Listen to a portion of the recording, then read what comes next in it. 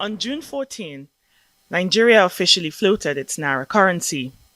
This means market forces will determine the exchange rate of her currency as against previous practice where rates were dictated by the central bank.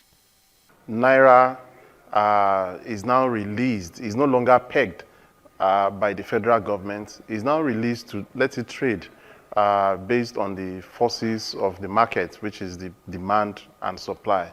So that if the demand for dollars is high, the exchange rate is going to be high. And if the demand for the dollar is low, the exchange rate will now drop a little. So it depends on the demand and the supply of the currency. According to data on the Apex Bank's website, the Naira stood at 752 to the dollar as at June 26. That implies a 21% decline in the value of the Naira compared to the previous fixed rate of 463. The implication of diminution in value, and when I say diminution, significant diminution in value of the Naira relative to the dollar and other hard currencies, obviously, is that the capitalization of our banks from the international perspective, from the perspective of the international banks that are dealing with them and lenders and investors, is that the value of our banks have shrunk significantly. So it is not, it's not unthinkable that there may be an expectation that there might be a recapitalization requirement imposed on our banks by the Central Bank of Nigeria. For the ordinary Nigerian, a devaluation means more inflation and a further erosion of purchasing power. But what about the impact on the banking system? Let's take you back to the 2004 banking industry recapitalization. Banks' capital base were increased from 2 to the current 25 billion naira. That 25 billion in 2004 exchange rate saw the bank's capital base in dollar terms average $250 million. Fast forward to 2023, 25 billion naira at 750 is just $33.3 million. Experts say recapitalization of deposit money banks may be necessary. First of all, is that we are speculating here.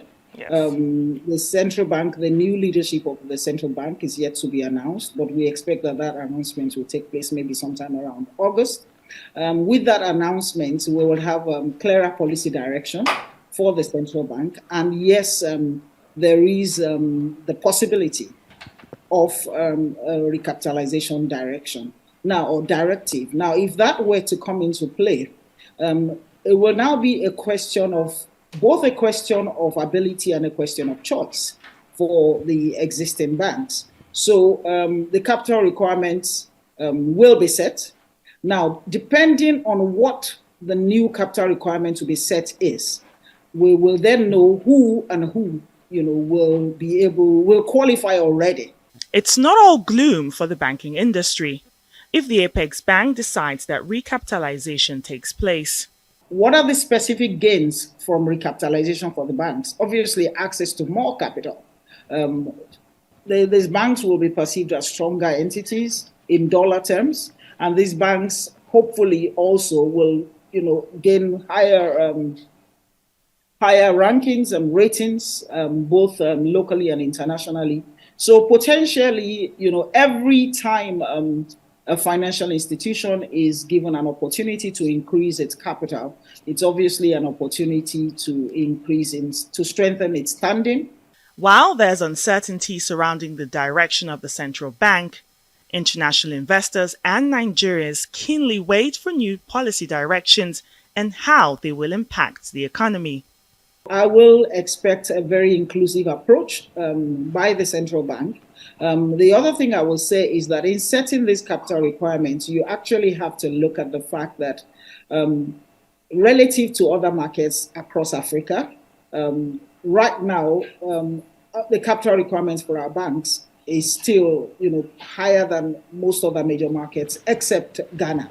So it will be nice to ensure that the central bank is factoring in the comparative capital requirements across Africa so that our market remains competitive. I'm sure you've seen that a lot of Nigerian banks have gone to other parts of Africa to set up banks. And you will find out that some of those markets are more attractive because of factors like that. Now, in terms of what will impact the man on the street, I would say that I look forward to a central bank that continues to deepen financial inclusion, that continues to recognize that the banking inclusion, the financial inclusion needs of Nigeria cannot be met only by the commercial banks, cannot be met only by the commercial banks, the merchant banks. There is a lot of room for the fintechs to operate, and hopefully I would look forward to a Nigeria in which mobile money can be as widespread and as well, adopted as, for example, what we have in East Africa.